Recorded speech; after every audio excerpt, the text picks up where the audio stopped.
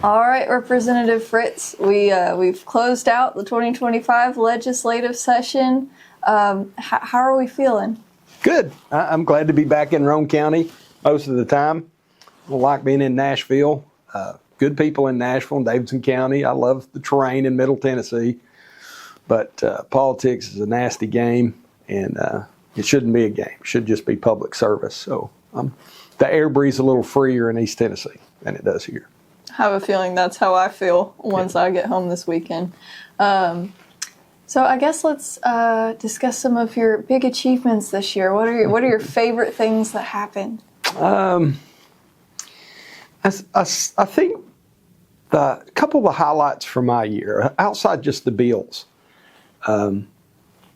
we saw God move in some things. And I think He's moving in the state of Tennessee. I think He's moving in America. I have a couple of examples why I think that's the case. I think He's put us at an intersection of where we're going to choose. It's kind of like Elijah. My new friend Saran Stacy preached this message as chaplain of the day a few weeks ago on the House floor. How long? How long will you decide between Baal and God?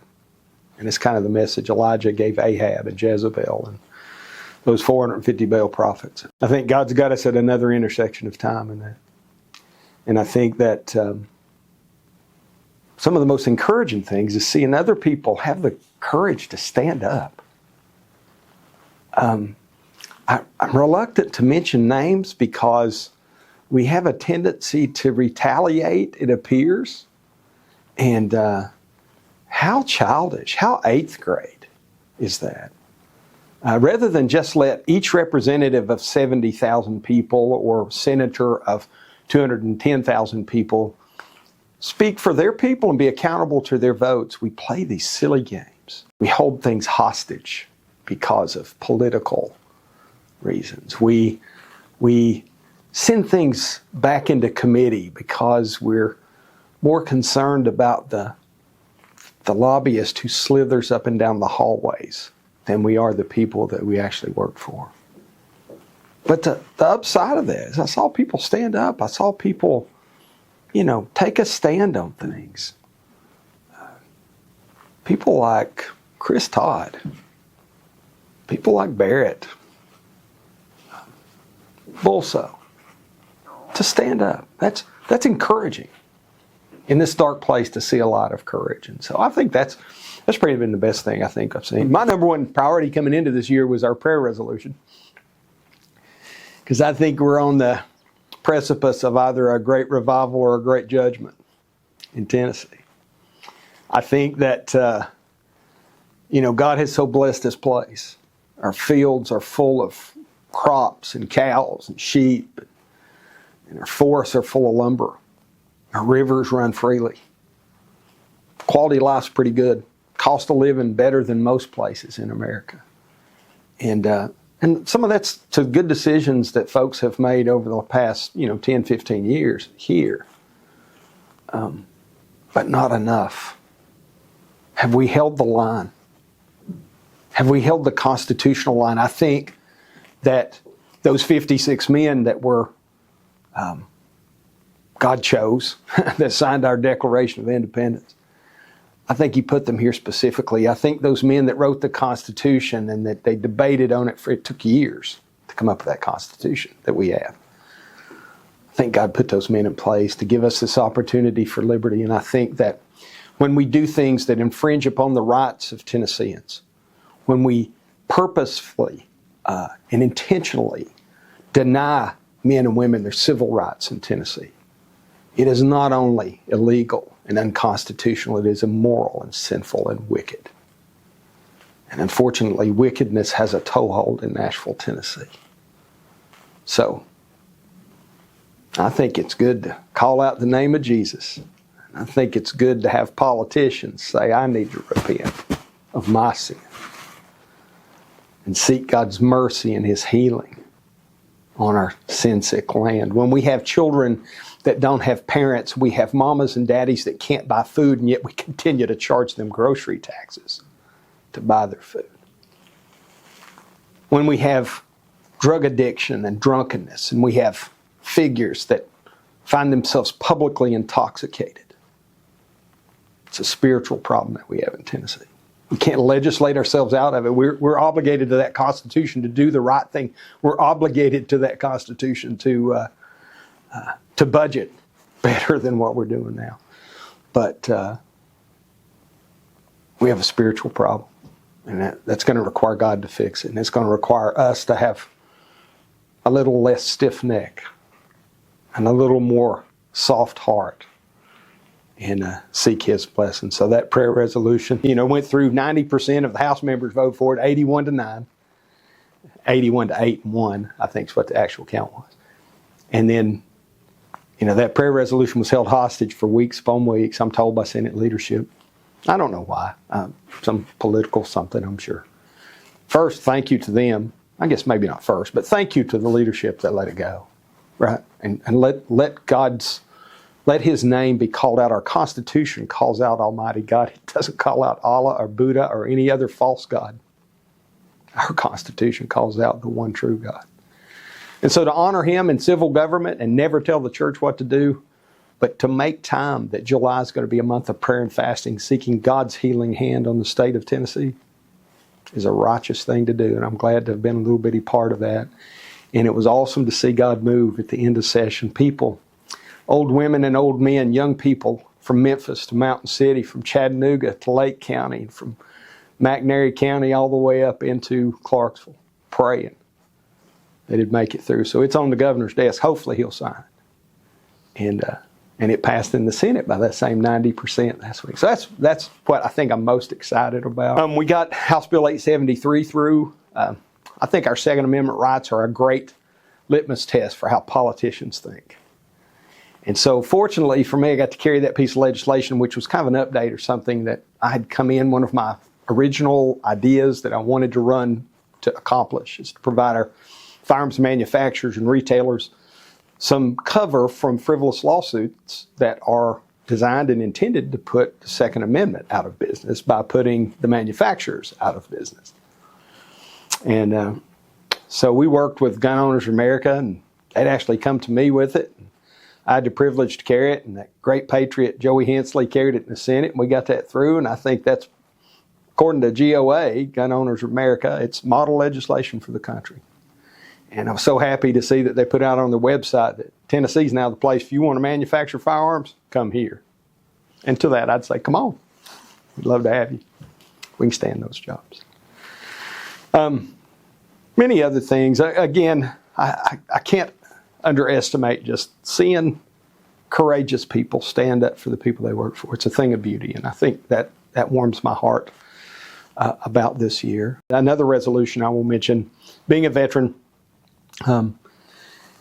it's evident to me that our federal government drug their feet for decades and allowed men and women who had been exposed to Agent Orange to die of hideous diseases caused by the Agent Orange, and they let them die off. Well, fortunately, in the last couple of years, we've got the PACT Act that has become law, and burn pits and chemical exposures primarily for veterans. So we passed a resolution that is urging the VA and Congress to urge the VA to recognize injuries from forced COVID-19 vaccinations and from perhaps even illegal anthrax vaccinations that were given, to take care of those veterans. Raise their hand. None of them were drafted. None of them were forced to go. They all raised their hand and volunteered, so we ought to treat them a little better than what we have in generations past. So I think that's a good thing. Hopefully some of our good congressmen, I know Burchett is an absolute veteran supporter, and I'm betting Tim will try to help us with that. So I'm excited about that. I guess the last thing I would mention, I put back on my representative tinfoil hat this year. Oh. Yes. Somebody in Nashville said that when we started this geoengineering thing last year.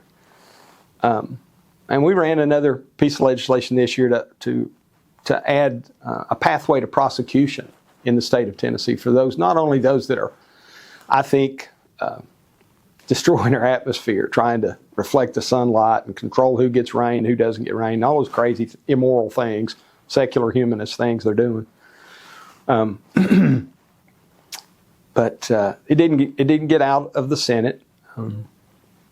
There's next year. But I think it was a big thing because last count, 32 states have followed our lead.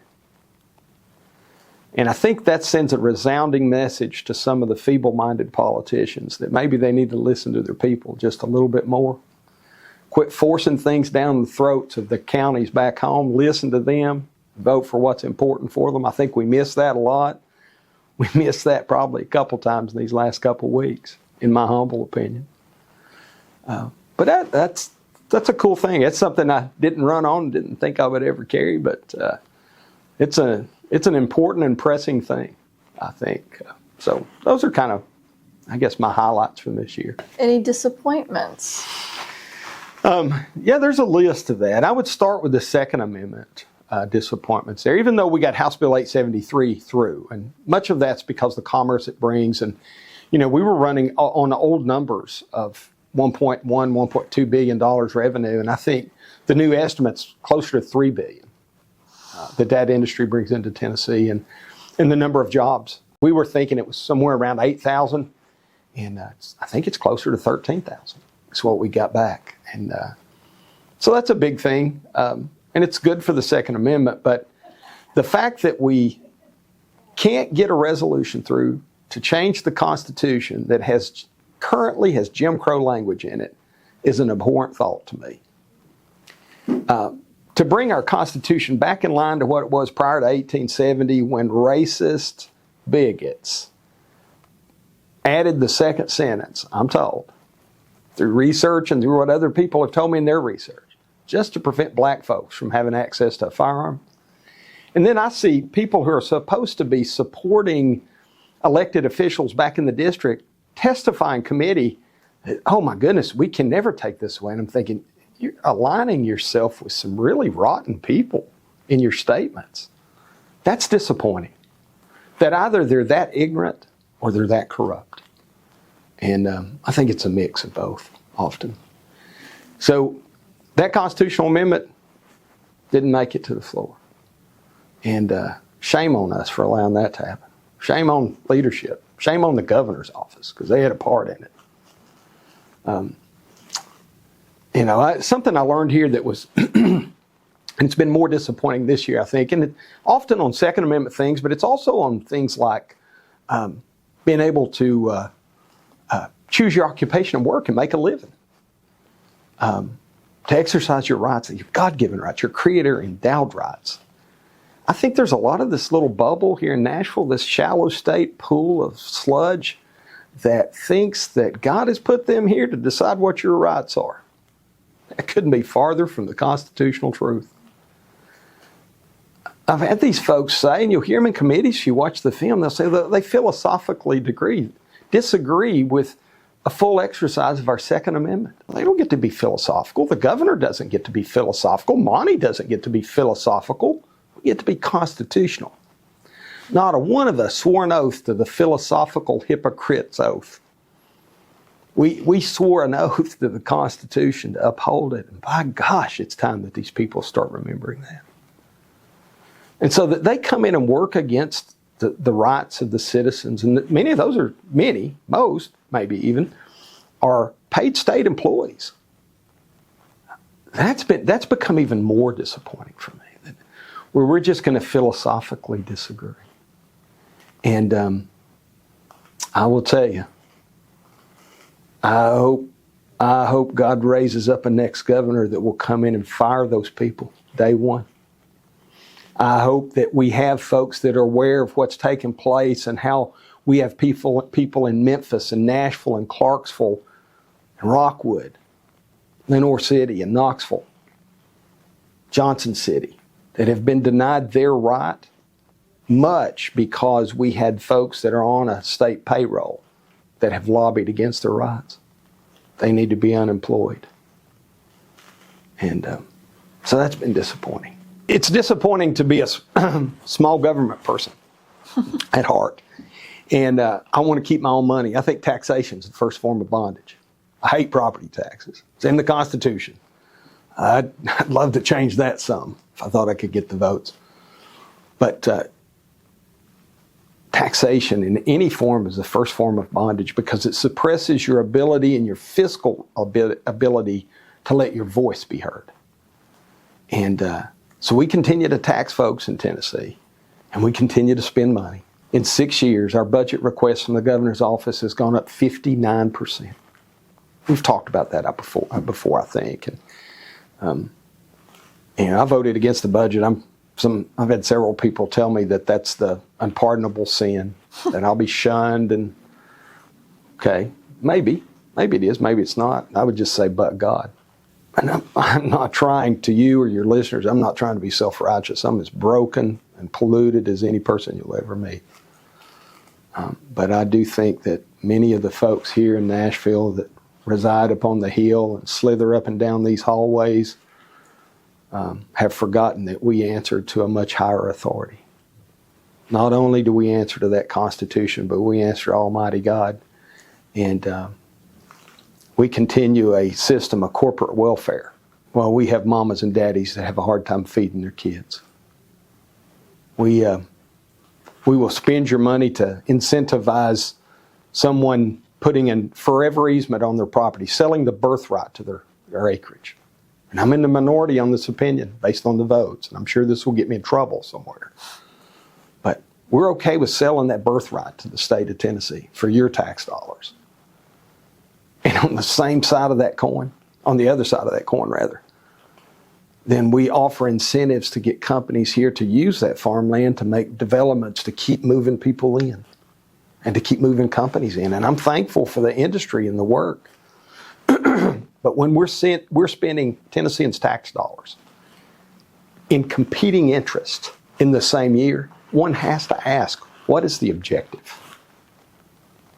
And the one that loses is the one who has forsaken his property rights or her property rights, and the one that continues to be taxed. We got to get this budget under control. We should be demanding a 5% reduction annually for a while. And we should have a stretch goal of a 10% reduction. Stop sending money to the Commission for the Arts. Stop setting up programs that provide incentives and pick winners and losers with your tax dollars and my tax dollars. We've got to stop that. Let the people's money stay in Roane County and in Madison County and in Shelby County.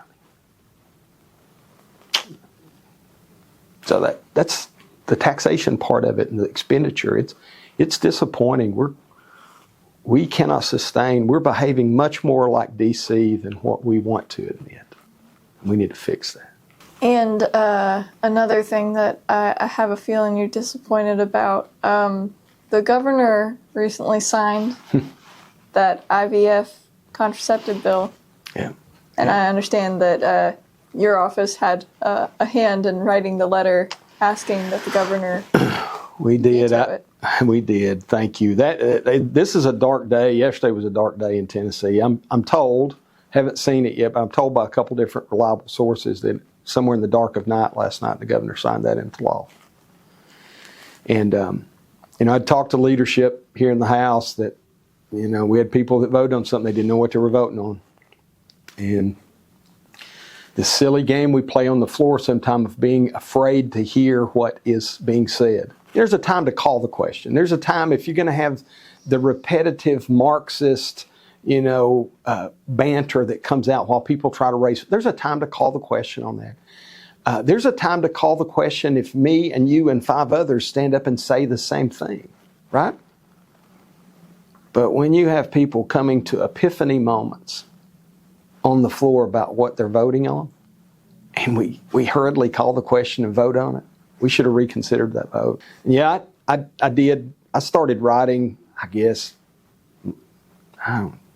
that weekend or right after, why I thought that we had put ourselves in the crosshairs of God's judgment. It is scripturally clear. And again, I know that those that have been misled and confused that there's a separation of church and state and that I as a believer shouldn't have any say in government. First, they're wrong. They're either stupid or they're wrong, uninformed.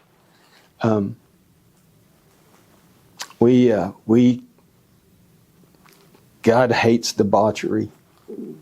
He hates liars. those become abomination type sins. People who practice lying and deceit. And people that shed innocent blood. And we found sources. I found sources at FDA. Who trusts the FDA, right? But they talked about it, the morning after pill, preventing implantation of a fertilized egg. I don't know what else you call that. If life begins at conception, and I say that it does, then that's killing a child. And shame on us for getting that through. And that just, I know it torques people. I really think that most of the folks that voted for it or whatever try and do a good thing, because the whole IVF part of it, lots of families benefit, don't have children. And I know that much of what I'm saying here, may create a little offense. It's not meant that way. I had a doctor from Alabama, a mutual friend, had suggested I talk to him, and he's with Coalition of Life or something there in Georgia or in Alabama. And he pointed me toward the German IVF laws. And I would have thought for sure that we were ahead of Germany, Europe. They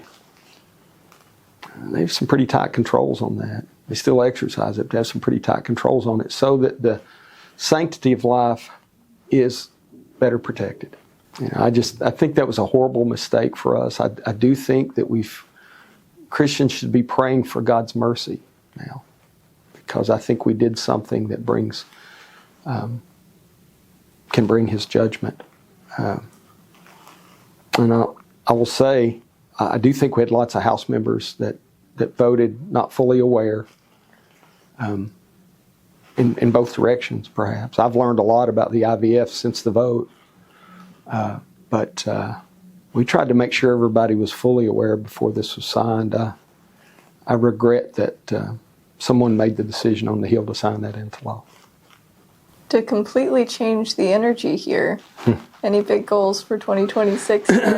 Yes, I do. I have. Hopefully, we'll be able to get another shot at this geoengineering thing, because I think Tennessee population expects it. Let's get the law, the enforcement mechanism. Let's make that stronger. That's on my agenda for next year. On that, there was another geoengineering bill this year that I don't think some of us were aware of until yours failed. Yeah. And so, what did you get the chance to read that one and kind of compare and contrast? And that's Representative Todd's? I believe so. Yeah. I think it's good. It takes a little bit different approach in the enforcement. And it was going to the Attorney General, and I think certainly that's a good pathway. Maybe there's some hybridization of the two that's possible. I'm certainly an advocate for we the people, you the person, being able to bring suit, right? Because I'm sure there's some interest in that. I think Florida's talking about doing that, civil rights of action on this. So I think there's lots of things we might be able to do there.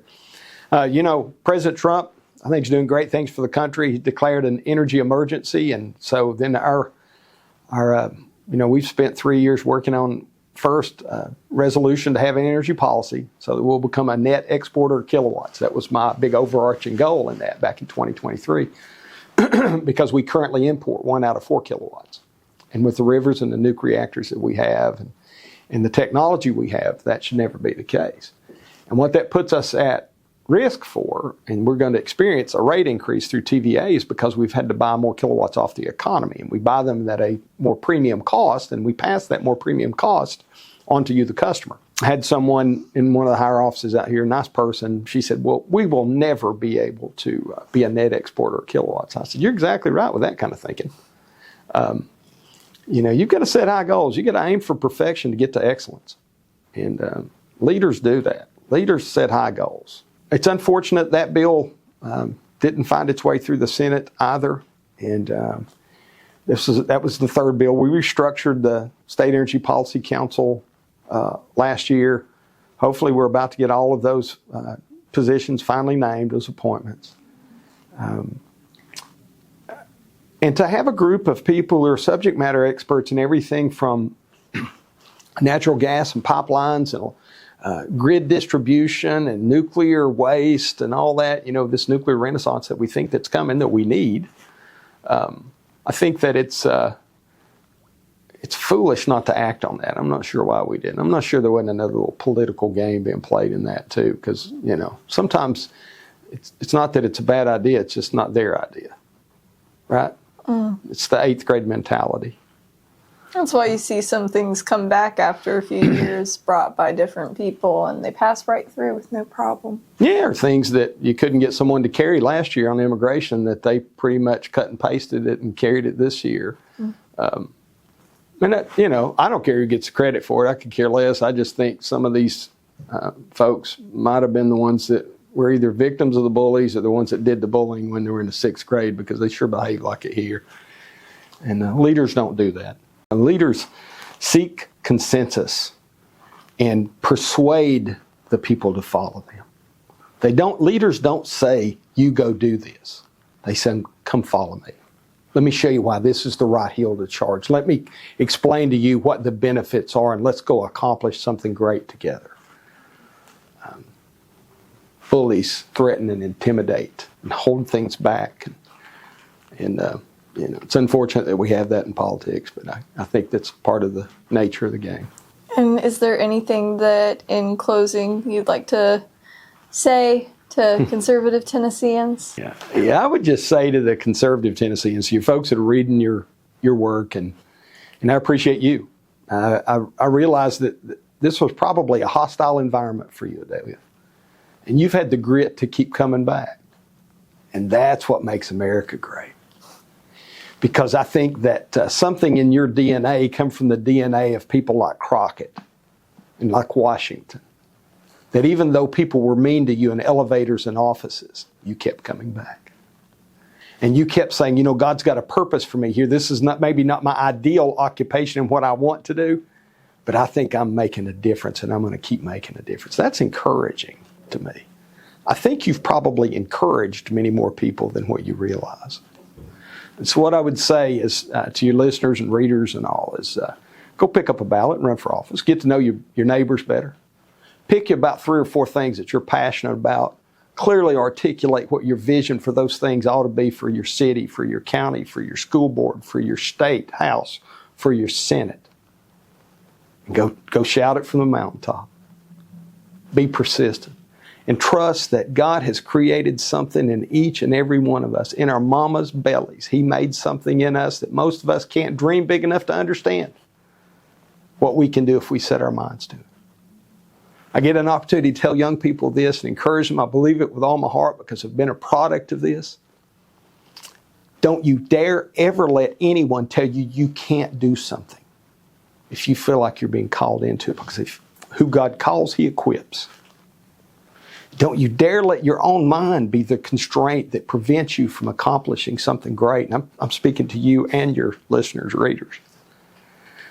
Because certainly if you're a creationist, you realize that the Most High has designed something in you that you can do things much above what your greatest imagination could ever be. And don't you ever let people talk you down off those ideas and those objectives and those silly comments of like, we can't do this.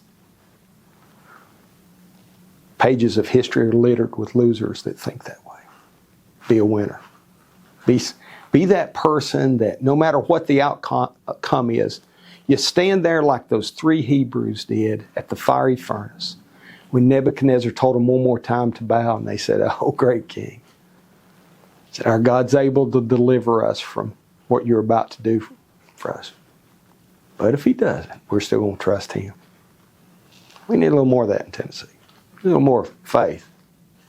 Charge the fiery furnaces. I would encourage you and your listeners, Brandon, and all the people that read and listen to this stuff, go charge a fiery furnace. Not for your own objectives, but for the righteous hope of God and for this nation, because our state needs it.